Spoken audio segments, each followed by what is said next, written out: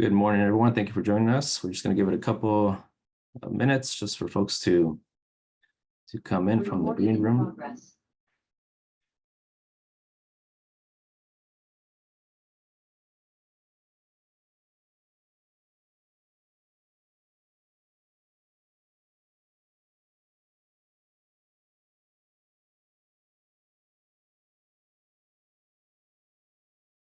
Awesome. I think we have a pretty good crowd. Welcome. Good morning, everyone. Thank you for joining us today for this info webinar on FAFSA. With us today, we have U.S. Senator Alex Padilla, we have Melody Gonzalez, the Executive Director of the White House Hispanic Initiative, and Marlene Garcia, who is the Executive Director of the California Student Aid Commission. This webinar is being recorded, and we'll share a viewing link with everyone at the end of the event, along with some additional information and resources. But without further ado, Senator, I'll hand it to you to kick us off. Thank you, Edgar. Good morning, everybody, and thank you for joining us as we have come together on a very important and timely topic. We're here today 1 week before the California State Priority Deadline for financial aid applications.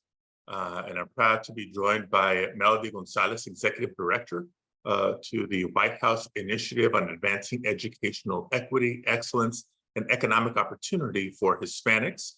We're also joined by my longtime friend, Marlene Garcia, Executive Director of the California Student Aid Commission.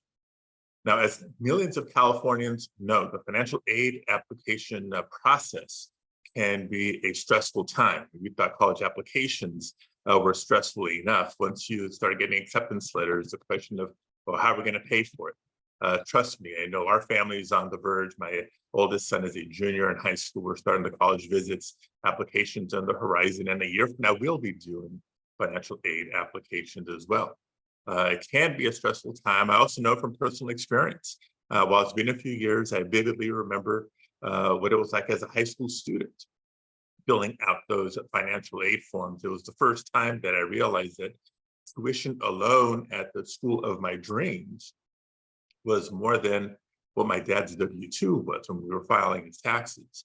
So I know how important financial aid is. I know how critical FAFSA can be for receiving both federal and state aid. So we're coming together today to encourage students and families throughout California to apply now to receive the financial aid that they are eligible for. Now, thanks to an extended deadline, California students can still file their FAFSA by next Tuesday, May 2nd, for the state priority deadline. So if there's one thing that you all take away from today's session, it's that please apply for that financial aid no later than next Thursday, May 2nd. But as we know, it's often the case with new processes and procedures. There have been some challenges with the new FAFSA form this year. And that includes challenges for mixed status families who have at least one contributor who may not have a Social Security number. It's precisely for that reason that I led 25 of my colleagues in the Senate calling on the Department of Education to address the problem, because no student should be prevented from getting their full financial assistance because of the federal government's technical problems or issues. And thankfully, they've been able to address many of these concerns, including by allowing contributors without a Social Security number to manually enter in their financial information. Also by creating a easy-to-use, frequently asked questions page on the department's website for students to refer to. But we know there's still a lot of work to do. While the new processes may have delayed a seamless rollout, it's still important that each student fill out their FAFSA and look for all the sources of funding available to them to achieve their dreams of higher education. And I'm looking forward to hearing from our partners today on how students can receive the maximum financial aid available to them. But before I hand it off to Melody, our next speaker, I did want to share a few words in Spanish as well for our Spanish language media outlets joining us today. Muy buenos días y gracias por acompañarnos hoy, una semana antes de la fecha límite de prioridad del Estado de California para las aplicaciones de ayuda financiera escolar. Estamos reunidos con oficiales del Estado y del gobierno federal para compartir información sobre los recursos disponibles para nuestros estudiantes. Todavía recuerdo cuando yo era estudiante en la preparatoria, llenando los formularios de ayuda financiera. Y sé qué tan importante es recibir ayuda financiera estatal y federal para poder ir a la universidad y lograr nuestros sueños. Y gracias a la extensión de la fecha límite, los estudiantes de California aún pueden entregar su solicitud de FAFSA antes del próximo jueves 2 de mayo para recibir ayuda financiera.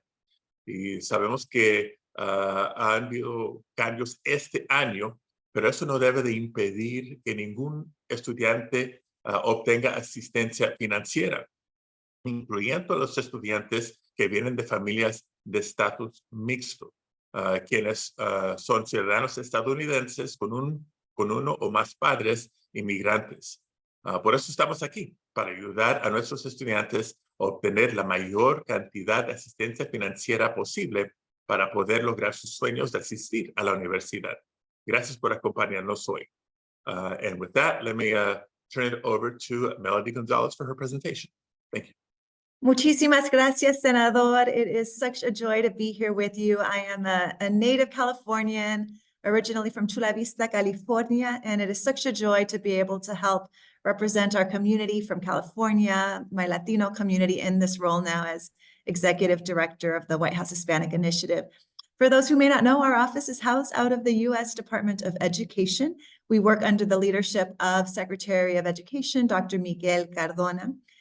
I'll speak a little in English and a little in Spanish. Soy directora ejecutiva de la Iniciativa Hispana de la Casa Blanca. Somos parte del equipo de nuestro secretario de Educación, Miguel Cardona, en el Departamento de Educación de los Estados Unidos. And I'm here to remind our high school seniors, college transfer students, and returning college students to complete the FAFSA form by the deadline and to share some important updates about our work and hopefully some tips that will help you complete your FAFSA form. Students, parents, families, and community members, each and every one of you have important roles as well to help make sure students and families complete the FAFSA. This process can lead to a Pell Grant award of up to almost $7,400, but also work-study funds, student loans, and other grants and financial aid opportunities from the state and the college and university level as well. Su participación como padres y familias es muy importante para este proceso. Este proceso del FAFSA puede brindar hasta casi $7,400 de la beca Pell, fondos de estudio trabajo, préstamos y tal vez otras becas y ayuda financiera también.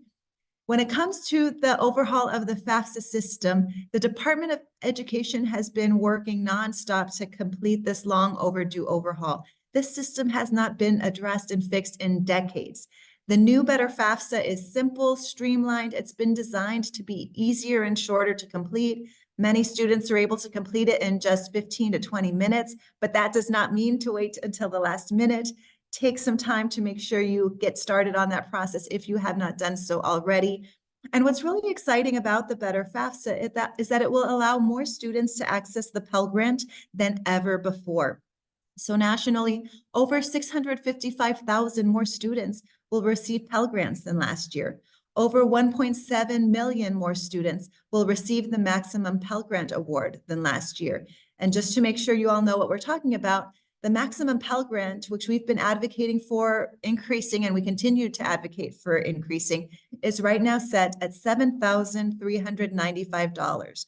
Remember that this Pell Grant does not have to be repaid. So take advantage, don't leave money on the table. And we know that these changes that we've been making to our system are going to help, hopefully, all of our students have a much better higher educational experience.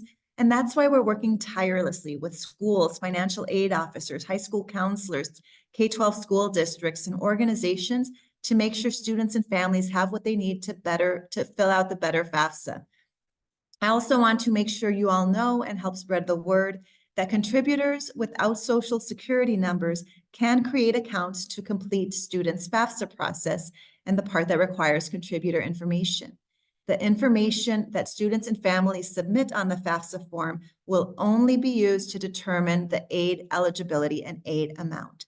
Así que acuérdense que si no tienen un número de seguro social, no hay problema. Todavía pueden crear una cuenta en studentaid.gov y así es lo que necesitan hacer para poder ayudar a sus estudiantes. Y también asegúrense que sus estudiantes tienen todos los documentos que necesitan para completar el formulario en una sola sesión. Make sure your students have everything they need, all of the documents they need to hopefully complete their form in one session. And when the students are done with their FAFSA and send it on in, they'll receive offers from the universities around their financial aid packages. So you'll be able to see and help make a determination of what colleges and universities are going to create the strongest academic and experience on campus that you need, and how will the financial aid that they're offering factor into that for you. Acuérdense que cuando el estudiante envía el FAFSA, el estudiante va a recibir cartas de oferta de ayuda financiera de las universidades que seleccionaron. Esta información que ustedes envían por medio del formulario FAFSA solamente es para ayudar a sus estudiantes a conseguir los recursos que le pueden ayudar en la universidad. And also, I think it's important for all of us to reiterate that in addition to federal student aid, which is accessible through the Pell Grant program, there are also a lot of other organizations that offer scholarships, internships, and other support services to help students. There's also on the back end, when students are graduating and then may have some student loans on the back end, programs like the Public Service Loan Forgiveness and the Save Income Driven Repayment Plan. Public Service Loan Forgiveness is a program that our team has been working to fix that's canceled more student loans than any administration in history. Over 4 million people have now benefited from this program.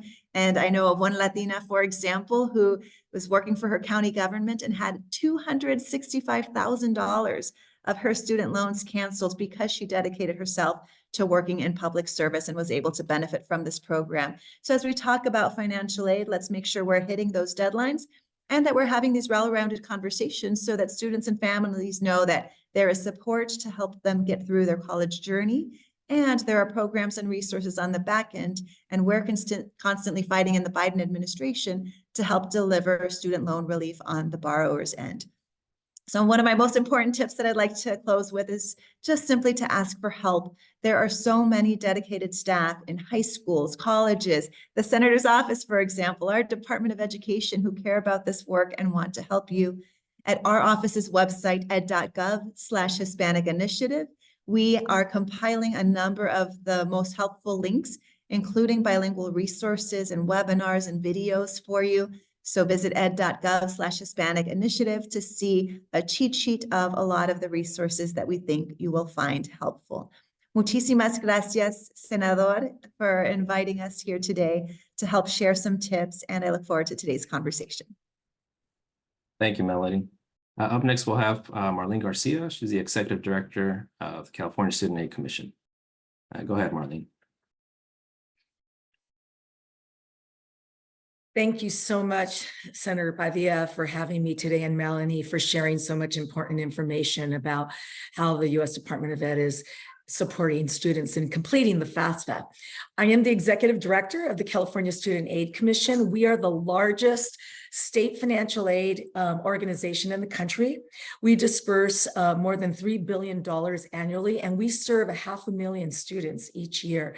So the work we do is so vital in ensuring that students have access to that financial aid, because financial aid is what makes it affordable for so many of our students to attend college. In California, the vast majority of students do apply for financial aid and are actual financial aid recipients. And this year, we're working so hard to ensure that the new high school graduating seniors have every opportunity to access financial aid and to take advantage of the vast amounts of resources that are available that they may not have been aware of. As Melanie mentioned, If you apply for the FAFSA and you have maximum need, you're able to access $7,395 each year just for basic needs. And then couple that with the Cal grant, if you're going to a UC or a CSU, you get your full tuition covered. A lot of people don't know that. So we're here to ensure that students know how valuable it is to access financial aid and to understand the difference between a financial aid package and loans. Financial aid you don't need to return or pay back. Now for this year, there was a delay in the new FAFSA, which will eventually be wonderful for students. They'll be able to complete, it'll be a more simplified, less complex application to complete, and many students will be able to complete their FAFSAs in maybe 15 minutes. But we have had a number of challenges this year, so we're working diligently with schools across the state, with our partners who are working with practitioners to reach every student, because we know that it's been challenging this year. There's been a lot of information and it's a new process. So students have had to work with counselors and complete the FAFSA, which is very different than the past experience. Unfortunately, in California, we are down about 30% of our FAFSAs year over year among dependent, first-time, and returning students. So we're working really, really hard to get the students to complete their FAFSAs before next Tuesday's deadline, May 2nd. Now, this is the priority deadline that is for students who are going to four-year institutions. Students who are going to community colleges have until September 2nd. So the job isn't over. We're continuing to work with these students and ensure that they complete these FAFSAs. Now, I want to spend a moment, though. I have a special message for students from the mixed status households. And as was explained earlier, these are U.S. citizens or legal permanent residents who have had particular challenges accessing the FAFSA.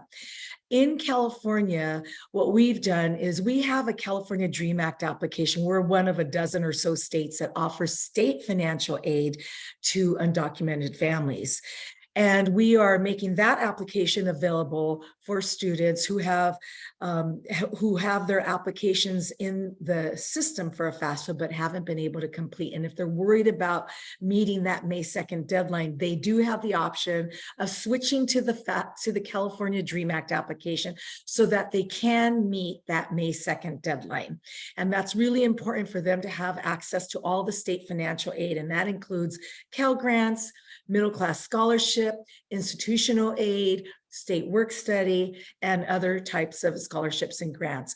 So it's really important that students meet that deadline if they're going to a four-year institution. Now, what we are also committed to do is once they get their application in and they get their information, which is called the Student Aid Index, that's what allows the financial aid packaging to occur. And this is really critical because we want, the number one issue for us right now is ensuring that all students have information in hand about what their financial aid package is going to look like so they can make an informed decision about which college to select to enroll in. And as you know, families look at all the different options they have and what kind of financial aid packages that they have available so that they can make that important decision about where their child and where the student's going to enroll in college. So our goal is to help them make informed decisions. For those students who do complete, that are mixed status, who do complete a FAFSA or California DREAM Act application, we will work with them to convert back to the FAFSA. And we're trying to streamline that process so that they can do that easily and seamlessly so that they do still have access to the full financial aid package that they're due, that including the federal and state financial aid. Lastly, we have numerous resources, just like the federal government and Senator Padilla's office, that we would like to make available. These QR codes provide you access to a link tree that we have a variety of resources available to you that you can tap so that you can access information about our Cash for College workshops up and down the state. We've had 1,300 of them, virtual and in person locally, and we're going to have about 21 more workshops between now and May 2nd.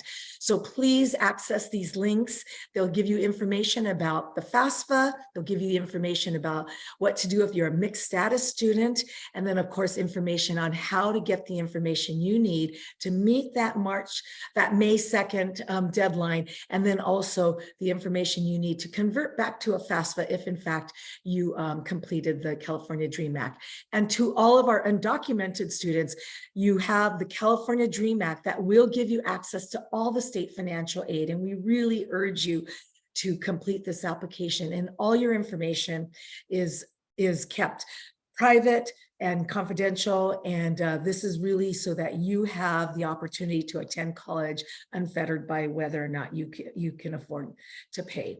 So thank you very much, Senator, and thank you so much for having me here today. Thanks, Marlene. And good reminder, yes, we will be sharing the links and information and resources after this event. So we have compiled a list of questions frequently asked and submitted by students, which the Senator will now read and ask. So go ahead, Senator. Yeah, thank you, Edgar. And also thank you for the reminder that we'll distribute the links and I think a copy of this video when we're done with the webinar as well. My first question is both for Marlene and Melody, and that's just you shared a lot of great information. What other assistance or resources are available for students in completing the FAFSA, and is any of that available in languages other than English? Melody, you go first. Yes, I'm happy to share at our website, ed.gov/Hispanic Initiative. We've compiled in particular a lot of the bilingual resources that are in English and Spanish. So everything from flyers that communities can use to print out to social media graphics, videos, webinars. Students and parents can also receive multilingual support. We have a phone line, a hotline. That phone number, and we'll make sure to share it with everybody after this, is 800-433-3243. And you can find that information at studentaid.gov. There's the Help Center section. So if you're working through your process, you have any questions, students and parents, check out that Help Center and you'll see this phone number. If making a call to our hotline is your option of choice, but you can also even use a chat. We have a chat feature, so write that in there. You can use the website for that. And you can also send an email or message. But I also want to make sure if we have K-12 school leaders and college leaders that you also know at the Department of Education, we have staff and operations here to help you. So you also are not alone in this work. We have a special email for K-12 school leaders, which is FAFSA2004@ed.gov. And we've set up a whole college support strategy success team, and college leaders can reach out for some technical help or questions by emailing college-support-strategy-FAFSA@ed.gov. Marlene. So we too have a number of resources available. What we do is work with school districts up and down the state, and we've been training them. They're up to date on all the latest changes with the Better FAFSA, as well as the California DREAM Act option for students who aren't able to complete the FAFSA. So we have, as I showed earlier slides with the QR codes, links to our Cash for College workshops. Those workshops are line by line workshops. We just had a workshop last week for mixed status families. We had 300 participants on that workshop and 300 different questions.